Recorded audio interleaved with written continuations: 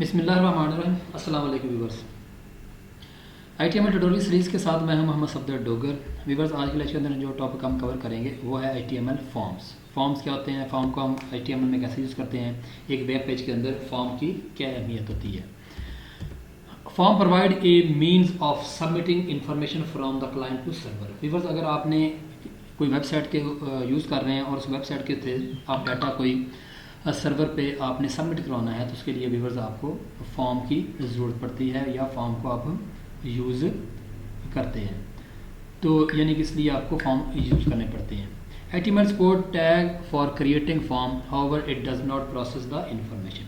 HTML सिर्फ viewers आपको form बनाने के तक सपोर्ट करती है, इसमें डाटे को प्रोसेस करना या इन्फॉर्मेशन को प्रोसेस करना शामिल नहीं होता। यानी कि अगर आप HTML के अंदर व्यूवर्स फॉर्म बनाते हैं तो सिर्फ फॉर्म क्रिएट कर सकते हैं, उस फॉर्म का डाटा को आप प्रोसेस नहीं कर सकते। Use server side script to process form information. Form की इन्फॉर्मेशन को प्रोसेस कराने के लिए आपको सर्वर साइड स्क्रिप्ट जो है ना लैंग्वेज लिखनी पड़ेगी, जैसे PHP है, जावास्क्रिप्ट है या VB स्क्रिप्ट आपको यूज़ कर सकते हैं। Server side script run on the web server and receive data from the form and use it to perform a set of task. Server side जो समझ लें कि स्क्रिप्ट लैंग्वेजेस हैं वो क्या करती हैं, डाटा फॉर्म से लेती हैं और उसको वेब सर्वर तक पहुंचाती हैं और उसके अगेंस्ट आपको रिस्पॉन्ड करेंगी। जैसे व्यूअर्स, आपने फेसबुक पे ऊपर अपना यूज़र नेम और पासवर्ड देते हैं और एंटर करते हैं कि अगर आपका यूज़र नेम और पासवर्ड करेक्ट होगा तो उसके अगेंस्ट आपका पेज लॉगिन हो जाएगा, अदरवाइज आपको वो मैसेज आ जाएगा कि योर यूज़र नेम और password is wrong.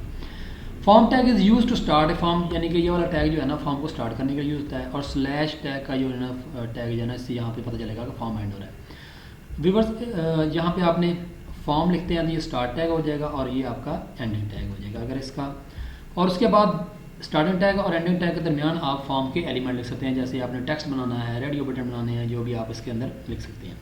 We can declare form as, यानी कि फॉर्म उसके बाद एट्रीब्यूट आ जाएगा और फॉर्म आ जाएगा, और उसके बाद फॉर्म के एलिमेंट या लेआउट आप यहाँ पे टैग यूज़ कर सकते हैं। ये सिंगल पेज इंक्लूड, यानी कि एक पेज के अंदर व्यूअर्स आप काफ़ी सारे फॉर्म बना सकते हैं, बट एक फॉर्म के अंदर आप जो है नेस्टेड फॉर्म आप यूज़ नहीं कर सकते।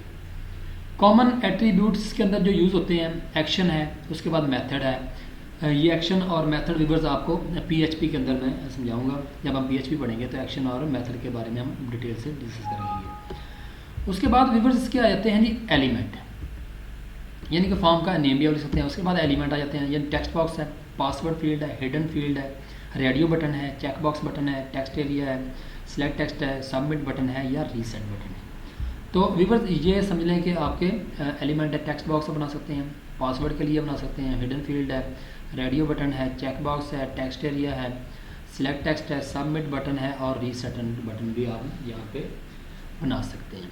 तो व्यूअर्स, अगर आप जैसे मैंने ये खोला हुआ है, आपका ड्रीमवीवर खोला हुआ है, तो यहाँ पे अगर आपने फॉर्म बनाना है तो उसके लिए फॉर्म का टैग आ जाएगा और उसके बाद आप फॉर्म के टैग को यहाँ पे एंड कर देंगे। उसके बाद व्यूअर्स इसका आप फॉर्म का नेम रख सकते हैं। मैं कहता हूँ जी ये स्टूडेंट का फॉर्म है। उसके बाद इसका एक्शन आ जाएगा, एक्शन यानी कि इसके बाद कौन सा फॉर्म खुलना चाहिए, और उसके बाद फिर आप इसके होता है मेथड दो तरह का होता है, गेट मेथड और पोस्ट मेथड। ये जब हम PHP पढ़ेंगे तो उसको डिटेल में इसके हम डिस्कस करेंगे, या मेरी वीडियो है PHP के अंदर, उसके अंदर गेट मेथड और पोस्ट मेथड को आप वहाँ से देख के सीख सकते हैं। तो उम्मीद है कि व्यूअर्स आपको समझ आ गई होगी फॉर्म क्या होते हैं, फॉर्म को हम कैसे यूज़ करते हैं। इसके एलिमेंट को इंशाल्लाह हम अगले वाले लेक्चर में डिटेल से डिस्कस करेंगे। तो नेक्स्ट लेक्चर तक इजाज़त चाहते हैं। ओके बाय, अल्लाह।